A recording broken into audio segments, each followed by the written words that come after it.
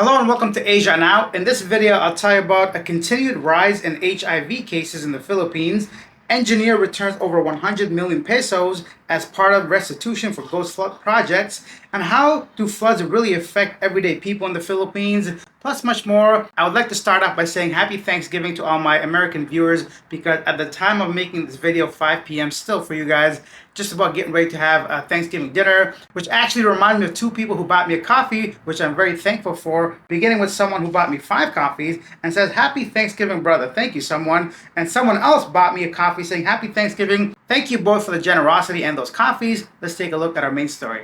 Up to 5,583 cases of HIV have been recorded during the third quarter of this year, according to the Department of Health. That's a 50% rise compared to the third quarter of last year. Yes, if this story sounds familiar, because for the past year or so, every so often I have a report about HIV on the rise in Cebu specifically. So if you guys are traveling, engaging with other people in that city, please remember to wrap it up. Our next story is all over social media. In the Philippines, ex-DPWH engineer Henry Alcantara, through his lawyer, turns over 110 million pesos to the government. The Department of Justice Secretary Frederick Vida says this is part of the restitution process on the flood control mess investigation. I mean, that's good news, but a lot of people were quick to say, buddy, we're talking about billions, not millions. Also, on a personal note, my own opinion, how do you account for all those lives lost? What kind of number can you actually put on those? Because it's not just money, it's a lot of different things that go into these failed projects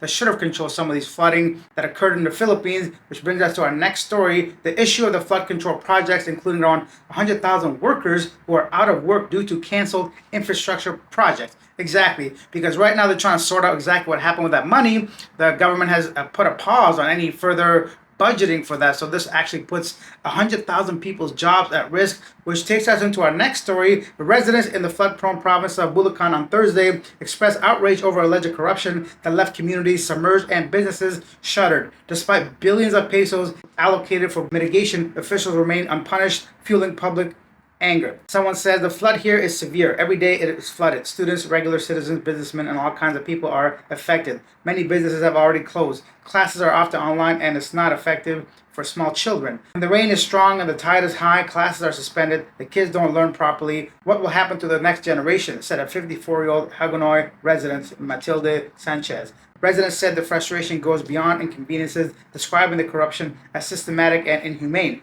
Many feel they have been robbed not only of funds meant to protect them, but of normal way of living. Someone said, "We don't feel anything but anger. Anger towards the heartless who greedily corrupted money that was meant to solve these kinds of calamities," Sanchez added. The Philippines has long struggled with flood control scandals.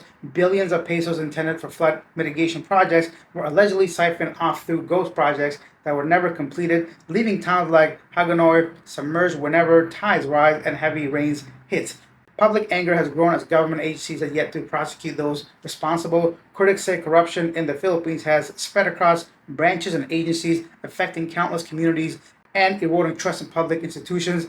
And demonstrators prepare for a protest in Manila on November 30th. Residents of Hagonoy said they will bring the voices of flood-stricken communities to the nation's capital, demanding accountability and immediate action to prevent further disasters. Yeah, this is a serious thing, because imagine all the time you're just walking and how much we avoid a simple puddle, right? Just jump over or step across from it. Now, this is people's lives. Everything is affected. Imagine living in these conditions. It's not just like a one-time thing. So my heart goes out to these people. I hope there's a solution to all this when this is all said and done. And then, beginning December 1st, e-bikes and e-trucks will no longer be allowed to pass through major throughways, the Land Transportation Office said. Senator, the designated budget sponsor of the Department of Transportation and its attached agencies, like the LTO, said that they are committed to the ban of the e-bikes and e-trucks on major roads, stressing that those which will be caught would soon be automatically impounded. The senator, however, said apprehension will not take effect immediately, as the LTO still needs to implement information drive. This has been going on for how long now?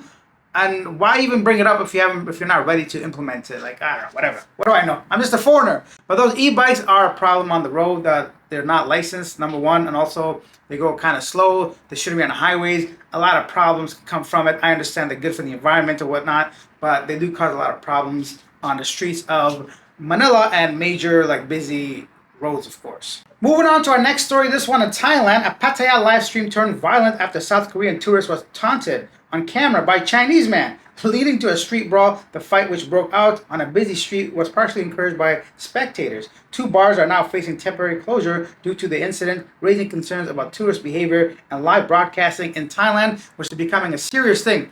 So the whole live broadcasting thing now, this is a new trend going on, especially Chinese tourists. What they do is they come onto, like, let's say they go onto like a night market, they talk to a food vendor and they agree that they're going to go ahead and live stream their food and they start selling things, for example, right? Or live stream their clothes or whatever. So it's like it's a weird way of doing business, and I guess this one was about a bar. Hey, come check out this bar or whatnot. And the Chinese guy was taunting this Korean guy, which, I mean, if you're in a public place and you're live streaming, you got to be expecting everybody. I mean, you cannot control who's behind you.